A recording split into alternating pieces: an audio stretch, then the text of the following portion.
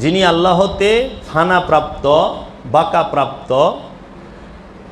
ইসলামে যাকে সর্বসময় জীবিত বলেছেন তার আস্তানাকেই মাজার বলা হয়। আমরা মাজার জিয়ারত করি, মাজারকে ভালোবাসি, কারণ এখানে আল্লাহর ওলি দেহ মুবারক রাখা হয়েছে। আমরা ওইটাকে অনুসরণ করে আমরাও আল্লাহওয়ালা হওয়ার জন্য, আমরা আল্লাহওয়ালা হওয়ার জন্য অনুপ্রাণিত হই। আমরা ওইখান থেকে উৎসাহ অনুপ্রেরণা 274টা বিষয়ে আমাদেরকে নিষেধ করেছেন। 274টা নিষেধ মেনে চলার নাম হচ্ছে সেজদা। এখন আমরা দেখি যাহারা শিরকের কি মাজারে সেজদা দেয় দেখা মাজার ভেঙ্গা ভালায়, কিন্তু যাহারা সুদের মধ্যে সেজদা দিয়া রইছে, ঘুষের মধ্যে সেজদা দিয়া রইছে, যারা অন্যের হক মারার মধ্যে সেজদা দিয়া রইছে, সেজদায় পড়ে রইছে, তারাই যাইতেছে আল্লাহর ওলির মাজার ভাঙবার, খালি মাথা নত করার সেজদাকে কেন্দ্র করে। এর জন্য মানুষ কি করে? সর্বক্ষণ সে লোভের পূজা করে, হিংসার পূজা করে, বস্তু মোহের পূজা করে, শক্তির পূজা করে। এর জন্য 1998 সালের পরিসংখ্যানে দেখা যায় বাংলাদেশে 2,98,000 পীর আছেন, পীরের দরবার আছে, এটি ওনারা বলতেছেন। ঠিক আছে, এখন তারা বলতেছে মাজারে শিরিক করা হয়, মাজারে সেজদা দেওয়া হয়, মাজারে গান বাজনা করা হয়, মাজারে কে কেন্দ্র করে নেশা পানি সিদ্ধি, মানে ওনারা বলে গাঁজা খায়। ঠিক আছে, অভিযোগগুলো তুলে ধরলাম। এই অভিযোগ আপনারা খুব খেয়াল করেন। মাজারকে কেন্দ্র করে তারা বলতেছে যে এই অজুহাতে তারা মাজার ভাঙে যে মাজারে শিরক করা হয়, শিরকের আখড়া। নাউযুবিল্লাহি মিন যালিক, আস্তাগফিরুল্লাহ। মাজার কি শিরকের আখড়া না শিরক শিকান্ত, মানে শিরকে ধ্বংস করার মাধ্যম মাজার? কোনটা? তাহলে আমরা একটু মাজার সম্পর্কে জেনে নেই, তারপর আমি প্রতিটা বিষয় আলোচনা করব। এটা তুমি সরাসরি রাখবা।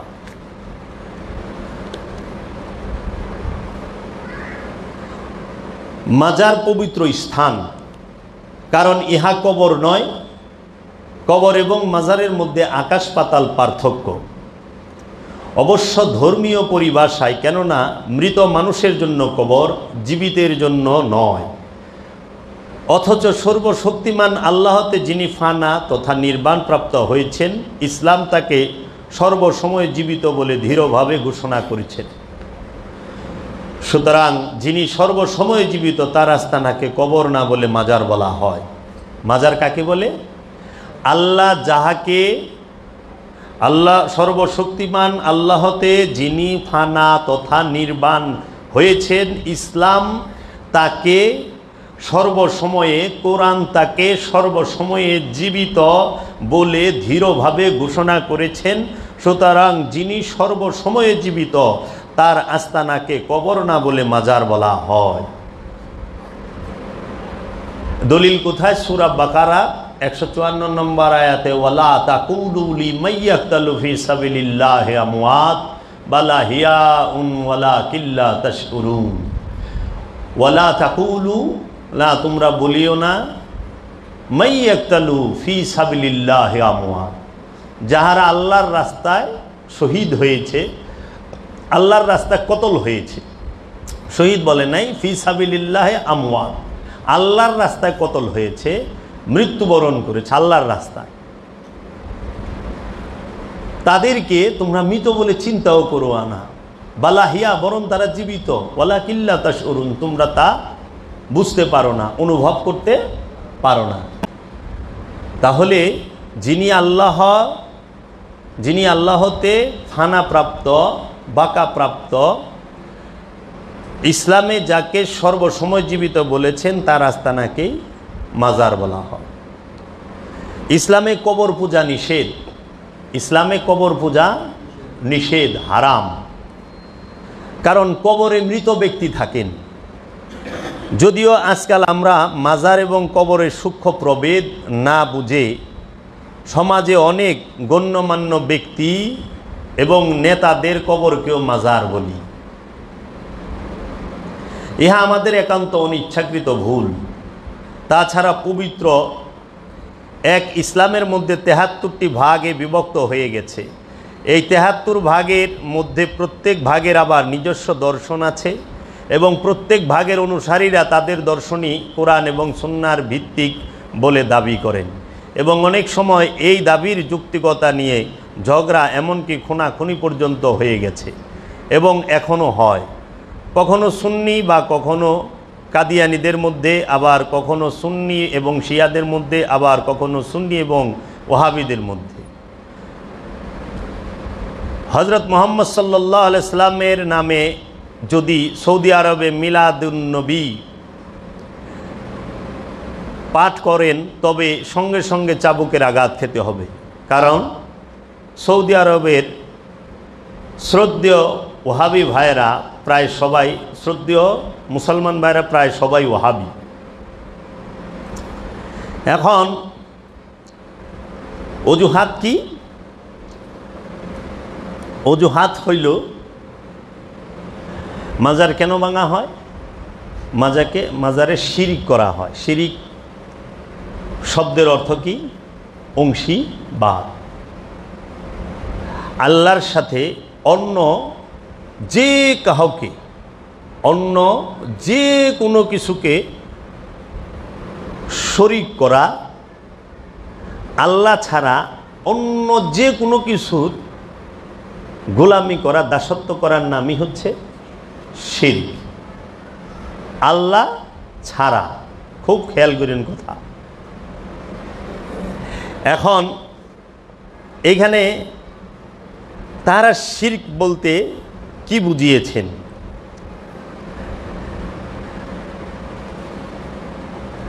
শিরক কি ভিতরের বিষয় না বাহিরের বিষয়? খান্নাসরূপী শয়তান মানব দেহের অভ্যন্তরে কলব নামক স্থানে অবস্থান করে লোভ মোহ নামক অনেক মূর্তির পূজা করায় এবং এই মূর্তি পূজা করাটাকে বলা হয় শিরক। শিরক কাকে বলে? খান্নাস নামক শয়তান মানুষের কলবে প্রবেশ করে লোভ মোহে নামক অনেক মূর্তির পূজা করায়। এই মূর্তি পূজা করাকেই বলা হয় শিরক। কোন মূর্তি? লোভ মোহের মূর্তি পূজা শিরক। কারণ লোভ মোহের মূর্তির পূজা করেই মানুষ আল্লাহ থেকে দূরে সরে যায়, আল্লাহ থেকে দূরে সরে যায়, রসুল থেকে দূরে সরে যায়। শিরক কাকে বলে? 6 রিপুর বন্ধনটাই শিরক, ষড়রিপুর বন্ধনটাই শিরক। এই শিরক নিজের ভেতরে অবস্থান করে, বাহিরে তৌহিদ আর তৌহিদ। বাহিরে শিরকের কোনো অবস্থান নাই। এই শিরকের গোদামটি হলো আপন নফসের অভ্যন্তরে খান্নাস রূপী শয়তান। এই শিরকের জনকই হইল খান্নাস। এখন আপনি শিরক যদি ধ্বংস করতে চান তাহলে আপনার কি করতে হবে? নফস যোগ খান্নাস সমান 2 হয়ে গেল। নফস 1, তার সাথে যুগ যদি নাস, খান্নাস আর নফস দুইটা 2 বিষয়। একটা হলো নফস মানে প্রাণ, খান্নাস মানে কামনা। প্রাণ যোগ কামনা, নফসের যে কামনা, প্রাণ যোগ কামনা এক হয়ে গেলে তখন হয় শিরক। নফস যোগ খান্নাস সমান 2 হয়ে গেল। একটি দেহে 2 জনের অবস্থান শিরক। একটি দেহের মধ্যে 2 জনের অবস্থানকে শিরক বলা হয়। এই শিরকের কালিমা হতে নফসকে পরিশুদ্ধ করে মানুষকে ওলি আল্লাহ পরিণত করতে রসুলের আগমন। রসুলের আগমন কেন? রসুলের আগমন হচ্ছে শিরকের কালিমা হতে নফসকে পরিশুদ্ধ করে মানুষকে ওলি আল্লাহ পরিণত করতে রসুলের আগমন। সুতরাং এই শিরক হতে মুক্তি লাভের আশায় সৌন্দর্যের অনুশীলন তথা দায়মি সালাতের নির্দেশটি দেওয়া হয়েছে। যদি কেউ শিরক থেকে মুক্তি হইতে চায় তার অবশ্যই দায়মি সালাত করতে হবে। শিরক কি ভিতরের বিষয় না বাহিরের বিষয়? শিরক ভেতরের বিষয়, বাহিরের বিষয় নয়। আল্লাহ কোরআনে বলছেন সূরা নিসার মধ্যে আল্লাহ সমস্ত গুনাহ মাফ করবেন, কিন্তু শিরকের গুনাহ মাফ করবেন না। আল্লাহ কোরআনের মধ্যে বলে রেখেছেন, এই যে আমার হাতে বাবা জাহাঙ্গীরের লিখিত শব্দে শব্দে হুবহু কোরআন, এই কোরআনের সূরা আন-নিসার 116 নম্বর আয়াত আল্লাহ বলতেছেন, ইন্নাল্লাহা লা ইয়াগফিরু আন ইউশরাকা বিহি, নিশ্চয়ই আল্লাহ তাহার সাথে শিরক করার অপরাধ ক্ষমা করিবেন না, এবং উহা ব্যতীত যাহাকে ইচ্ছা তিনি ক্ষমা করিবেন। এবং কোনো ব্যক্তি আল্লাহর সাথে শরীক করিলে সুতরাং অবশ্যই সে সুদূর বিভ্রান্তিতে পতিত হইবে। আল্লাহ সব কিছু মাফ করবেন, শিরকের গুনাহ মাফ করবেন না। এই শিরক কি মুখের কথার শিরক নাকি অন্তরে ধারণ করার শিরক? এই শিরক কি মুখের কথার শিরক নাকি কলবে ধারণ করার শিরক? কোনটা? কলবের মধ্যে যখন শয়তান অবস্থান করে তখন সে শিরকে অবস্থান করে এবং শিরকে ডুইবা রইছে। তুমি খালি শিরক করো না, শিরকে ডুবে আছো। আর মুখের কথায় শিরক হয় না, কারণ তুমি যদি হাজারো কও আল্লাহ এই সৃষ্টি জগৎ সৃষ্টি করে নাই, নাউজুবিল্লাহি মিন যালিক, এই কথায় কোনো কিছু প্রমাণ হবে না। হবে? তুমি যদি মুখে বলো ভাই আপনি না রুমের বাদশাহ, তাই কি তুমি রুমের বাদশাহ হবা? এখন আমাদের সমাজে শিরকের ধোয়া তুলে ইমানদারকে আমাদের ওহাবি ফেরকার মতাদর্শের অনুসারীরা কাফের বলতেছে, মুশরিক বলতেছে। তাতে কি তিনি কাফের হয়ে যাবেন? তাতে কি তিনি জাহান্নামী হয়ে যাবেন? নেবা। তাহলে শিরক কি? মূর্তি পূজা। সেই মূর্তিটা কি পাথরের নাকি লোভের? পাথরের মূর্তি কি কাউরে কোনো কিছু করতে পারে? পাথরের মূর্তির কি পূজা হয়? পাথরের মূর্তির কোনো দিন পূজা হয় না। পূজা তাহার হয় যাহা নফসের সাথে সম্পৃক্ত, কলবের সাথে সম্পৃক্ত, তাহার পূজা হয়। রসুল সম্পৃক্ত প্রাণের সাথে, এর জন্য রসুলের পূজা করা হয়, হয় না? রসুলের অনুসরণ করাই তো বাংলায় যদি কই পূজা, তাই না? অনুসরণ, ইত্তেবা করা। আল্লাহর পূজা করা হয়, আল্লাহ প্রাণের সাথে যুক্ত, সেফাতি রূপেই, জাত রূপে, দুই রূপেই আল্লাহ আছেন। প্রাণের নিকটেও আছেন, প্রাণের সাথেও আছেন, জাত এবং সেফাত রূপে। তাই পাথরের মূর্তি, খেরের মূর্তি, মাটির মূর্তির কোনো পূজা হয় না। হ্যাঁ, আমরা দেখতে পাই পাথর দিয়া বানায়া, মাটি দিয়া বানায়া তার সামনে ভক্তি দিতে আছে। এটা হইল মাথা নতর ভক্তি, আনুষ্ঠানিক ভক্তি। কিন্তু আমরা দেখতে পাই স্বর্ণের অলঙ্কারের মধ্যে চিরকালের জন্য মানুষ ভক্তি দিয়া, সেজদা দিয়া রয়েছে না? স্বর্ণ কি মানুষ বেশি ভালোবাসে না পাথরের মূর্তিরে বেশি ভালোবাসে? স্বর্ণের বেশি মূল্য দেয় না পাথরের মূর্তির মূল্য দেয় বেশি? স্বর্ণকে বেশি মূল্য দেয়। স্বর্ণের পূজা মানুষ করে, হীরার পূজা মানুষ করে, করে না? টাকার পূজা মানুষ করে, সম্পদের পূজা, জায়গা জমির পূজা সারাক্ষণ করবার লয় নাই। শুধু জায়গা কিনতে চায়, শুধু জায়গা কিনতে চায়, শুধু বাড়ি করতে চায়, শুধু সে মিল ফ্যাক্টরি ব্যবসা বাণিজ্য বড় করতে চায়, চায় না? দিন রাত তার জন্য পরিশ্রম করতেছে। তো সারা দিন তো সে তারই পূজা করতেছে। পূজা মানে কি? দিন ভরা যার ধ্যান খেলে থাকে, যার ধ্যান খেলে দিন ভরা থাকে যে ব্যক্তি, সেই তার পূজা করে। এখন মানুষ কি সম্পদের ধ্যানে খেলে থাকে না পাথরের মূর্তির ধ্যানে খেলে থাকে? মানুষ ক্ষমতার ধ্যানে খেলে থাকে না? ক্ষমতায় যাওয়ার জন্য মানুষের ঘুম আছে? হ্যাঁ, চুল পাইকা গেছে, দাড়ি পাইকা গেছে, শরীর গুজ হয়ে গেছে, তারপরেও তো সে ক্ষমতায় যাওয়ার লেগা পাগল। পাগল না?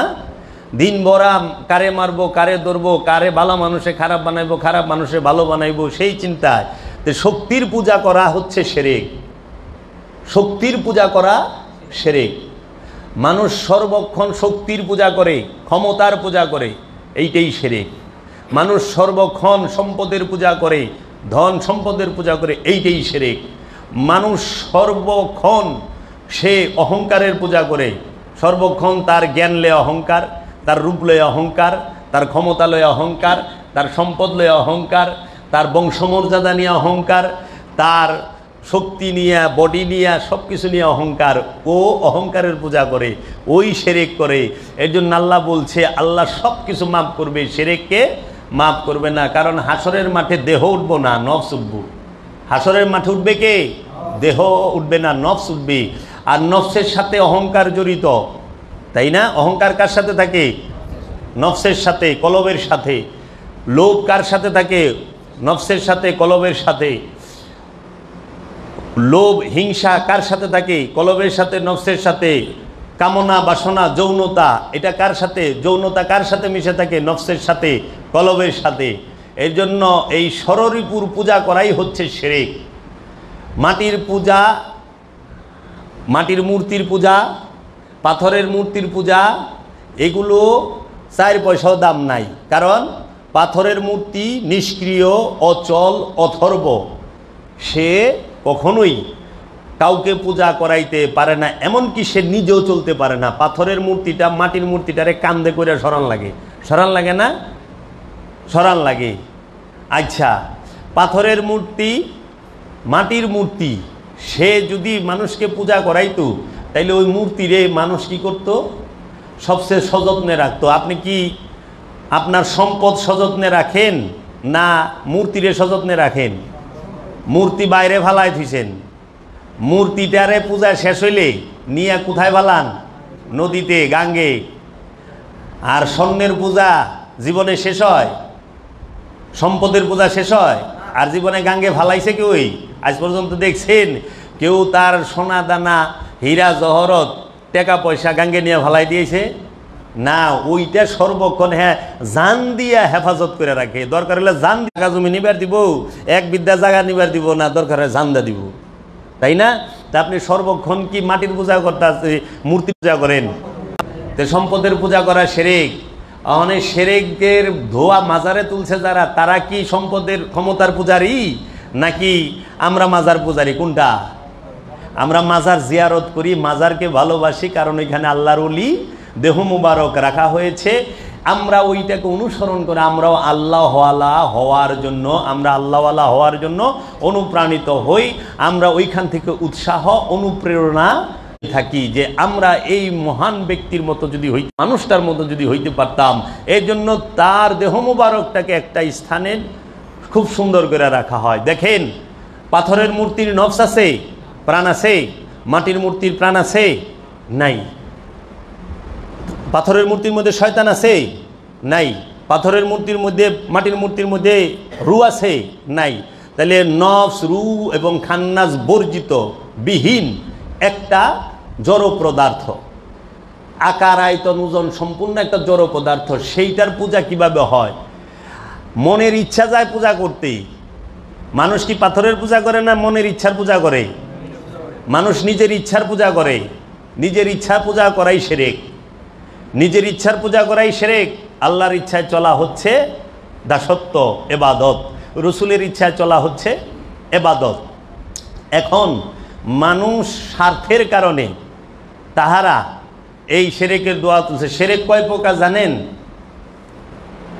আমি অনেক দিক বিবেচনা করে দেখলাম বর্তমান মুসলমান সমাজের মধ্যে 3 প্রকার শিরক চলমান। কয় প্রকার শিরক? 3 প্রকার শিরক। একটা হইল রাজনৈতিক শিরক। কি শিরক? রাজনৈতিক শিরক। আরেকটা হইল মেজাজি শিরক। আরেকটা হইল হাকিকি শিরক, মারেফতি শিরক। হাকিকি শিরক কয় প্রকার? কোরআনে পাইছি শিরক 2 প্রকার, আর সমাজে পাই শিরক 3 প্রকার। কোরআনে পাইছি শিরক 2 প্রকার, একটা মেজাজি, একটা হাকিকি। আর আমরা সমাজে পাইছি শিরক 3 প্রকার, একটা রাজনৈতিক শিরক। এই রাজনৈতিক শিরকের ধোয়া তুলে মাজারে শিরক হয়, এটা হলো রাজনীতি শিরক। কি শিরক? রাজনৈতিক শিরকের ধোয়া তুলে যারা মাজার ভাঙে তারা রাজনৈতিক শিরকের ধোয়া তুলে, হাকিকি শিরকের না, মেজাজি শিরক। আর মেজাজি শিরক কি? মেজাজি শিরক হচ্ছে যেটা রূপক, বাহ্যিক, আনুষ্ঠানিক। যে আমরা দেখি যে বিভিন্ন জন মাটির মূর্তি বানায়া, পাথরের মূর্তি বানায়, তারে ভক্তি শ্রদ্ধা করতেছে, হ্যাঁ, মনে করে উনি আপদ বিপদ তরাইব। এটা হলো মেজাজি। আর হাকিকি শিরক কি? আপন নফসের সাথে খান্নাস রূপী শয়তানকে নিয়ে অবস্থান করাই শিরক। এটা হলো হাকিকি শিরক। তো তুমি আল্লাহর দরবারে আল্লাহ তোমাকে কখন ক্ষমা করবে না? যখন দেখবে আল্লাহ তোমার নফসের সাথে শয়তান মিলে আছে।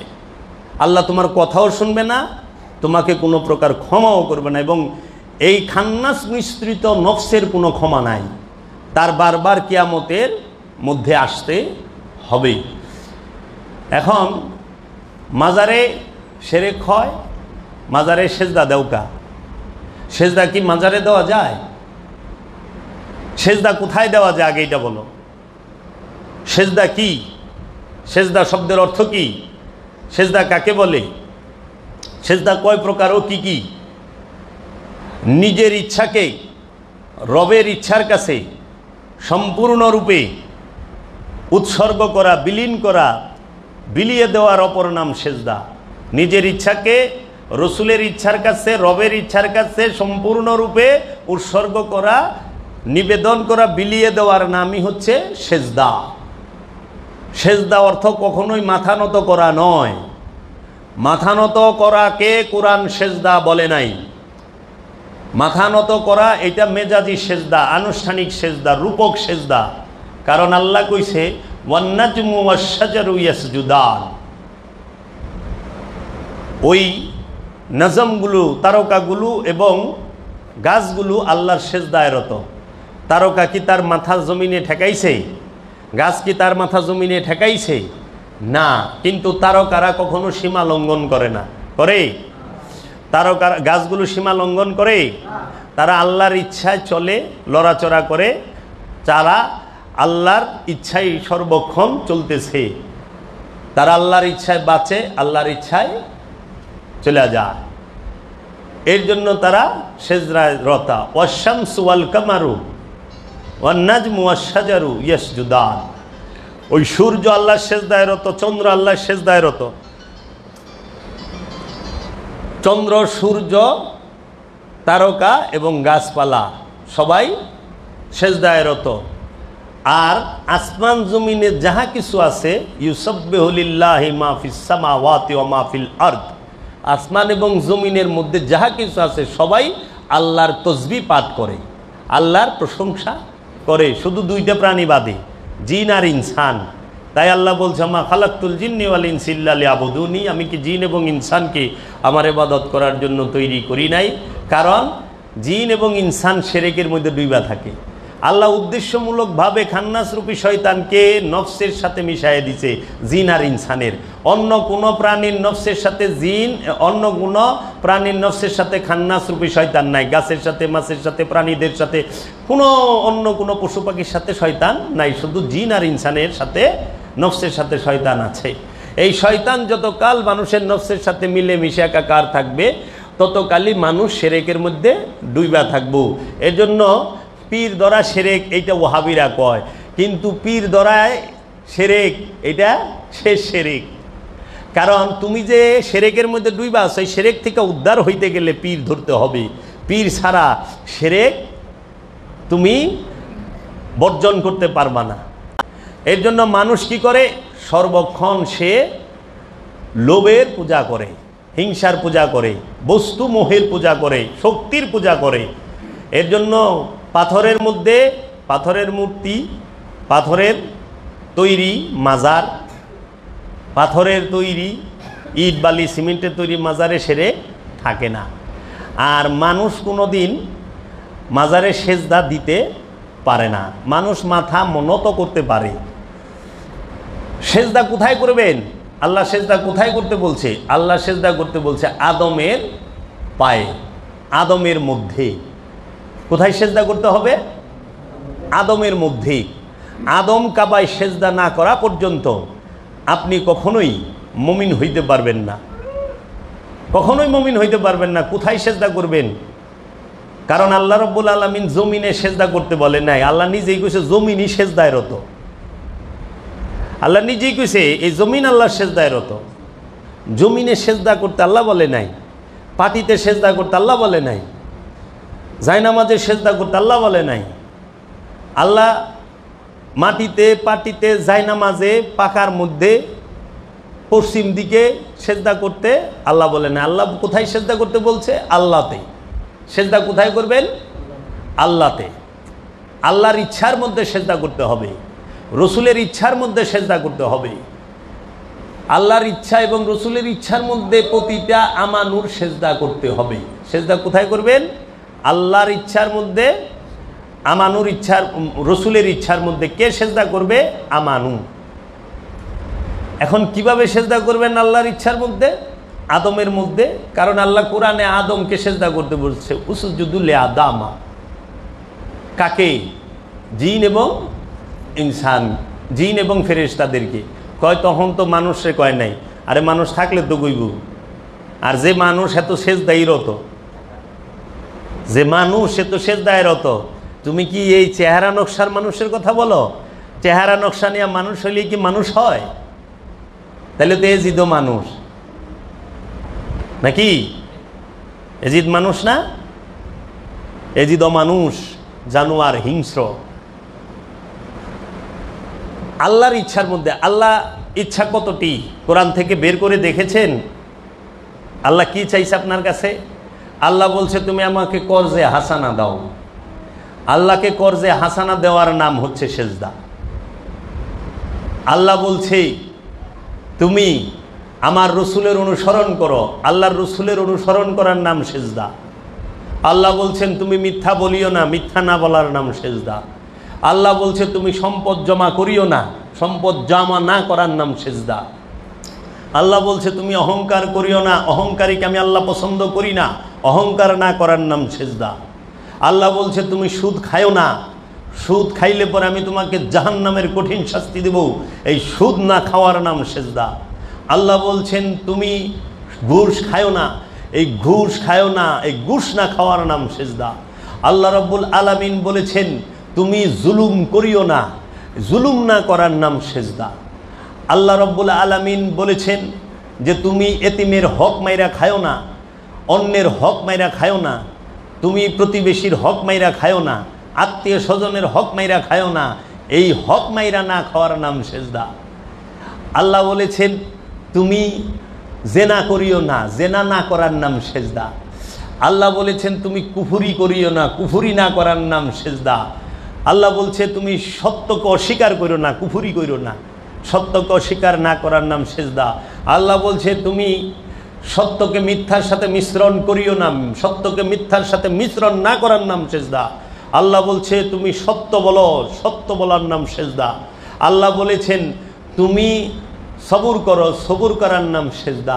আল্লাহ বলছেন তুমি সলাৎ করো সর্বক্ষণ, দায়েমি সলাৎ, এই সলাৎ করার নামই সেজদা। সেজদায় পৌঁছাবার জন্য সালাত। আল্লাহ এরকমভাবে 274টা বিষয়ে আমাদেরকে নিষেধ করেছেন। 274টা নিষেধ মেনে চলার নাম হচ্ছে সেজদা।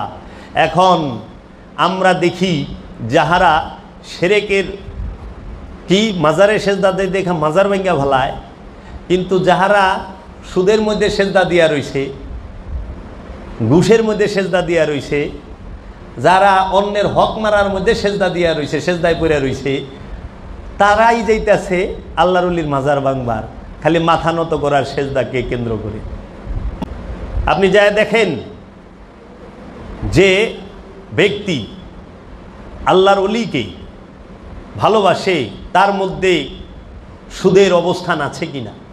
একজন সাধকের মধ্যে আপনি সুদ পাবেন না, সে সেজদায় রত। একজন সাধকের মধ্যে অহংকার পাবেন না, উগ্রতা পাবেন না, উগ্রতা না করার নাম সেজদা। আপনারা তো উগ্র, এত উগ্র, এত অহংকার।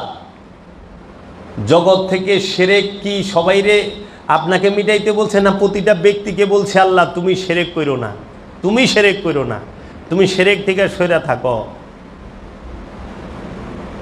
তাই না? আচ্ছা, এই সেজদা আপনারা যে বলতেছেন মাথা নতর সেজদা, আচ্ছা বাবা সুদখুর সেজদা করে না মসজিদে? মসজিদ সেজদার জায়গা, তাই না? মসজিদ শব্দের অর্থ কি? মসজিদ শব্দের অর্থ হলো সেজদার স্থান অথবা জান্নাতের টুকরা। তো সেজদার স্থান মসজিদ, সেই মসজিদটা কি ইট পাথরের তৈরি মসজিদ, না আল্লাহর ওলিয়ে কামেলের কলব নামক মসজিদ, আল্লাহর নবীর কলব নামক মসজিদ, আল্লাহর রসুলের কলব নামক মসজিদ? কোনটা? আল্লাহ বলছে তুমি মসজিদ নির্মাণ করো সলাৎ কায়েম করে এবং জাকাত আদায় করে। সলাৎ কায়েম এবং জাকাত আদায় করে মসজিদ নির্মাণ করতে হয়, আল কোরআন। আর আপনারা নামাজ পড়নের লেগে মসজিদ বানাচ্ছেন। এটা মেজাজি মসজিদ। এই যে মসজিদেরও দুই রূপ, একটা হাকিকি একটা মেজাজি। মেজাজি মসজিদে সুদখোর থাকে, ঘুষখোর থাকে, শক্তির পূজারি থাকে, সেরেকি থাকে, বেদাতি থাকে, থাকে না? চোর থাকে, ডাকাত থাকে, জেনাখোর থাকে, থাকে না? থাকে তো। অন্যের হক মাইরা খেয়েছে সেও থাকে। কিন্তু হাকিকি মসজিদে কিন্তু আল্লাহ থাকে, আর কেউই থাকে না। হাকিকি মসজিদে, হৃদয়ের মসজিদে কে থাকে? আল্লাহ থাকে। মেজাজি মসজিদে কে থাকে? মসজিদ আল্লাহর ঘর। আল্লাহর ঘরে ঢুকলে সব সুদখোর পাই, ঘুষখোর পাই, চোর পাই, চিটার পাই, বাটপার পাই, শক্তির পূজারি পাই, ডাকাইত পাই, যারা সম্পদ জমাকারী তাদের পাই, সিন্ডিকেট যারা করে তাদের পাই, তারপরে যারা মজুদকারী তাদের পাই, কিন্তু আল্লাহরে পাই না। পাই কিন্তু হৃদয়ের মসজিদে আমরা আল্লাহরে পাই। প্রত্যেকটা ওলিয়ে কামেলের হৃদয় হচ্ছে হাকিকি মসজিদ। এর জন্য আল্লাহর রসুলের হাদিস, কুলুবুল মুমিনিন আরশে আল্লাহ, মুমিনের দিল আল্লাহর আরশ। কোরআনে আল্লাহ বলছেন ইন্নাল্লাহা মাআল মুমিনিন, নিশ্চয়ই আমি আল্লাহ মুমিনদের সাথে থাকি। মাজারে শিরক থাকে না। শিরক, মাজারে সেজদা দেওয়া যায় না। মাজারে সেজদা দেওয়ার কোনো স্থানই না। মাজারে মাথা নত করা যায়, ওইটা তাজিম করে, সম্মান করে, ইজ্জত করে। কারণ আল্লাহর ওলিরে আল্লাহ ইজ্জত দিছে। ইজ্জত কাদের? আল্লাহ কোরআনে কইছে ইজ্জত আল্লাহ, আল্লাহর রসুলের এবং মুমিনদের। আল্লাহ, আল্লাহর রসুলের এবং মুমিনদের, প্রত্যেকটা ওলিয়ে কামেল মুমিন। এর জন্য প্রত্যেকটা ওলিয়ে কামেলের মাজারেই আমরা সেজদা দেব। এটা তাজিমের জন্য, ইজ্জতের জন্য, সম্মানের জন্য। বাদশাগো পায়ে সেজদা দেন আপনারা? আমি নিজে দেখাইছি এবং ভিডিওতে আপনারা দেখেন, সৌদি আরবের বাদশারা তাকে পায়ে সেজদা দেয়, দেয় না?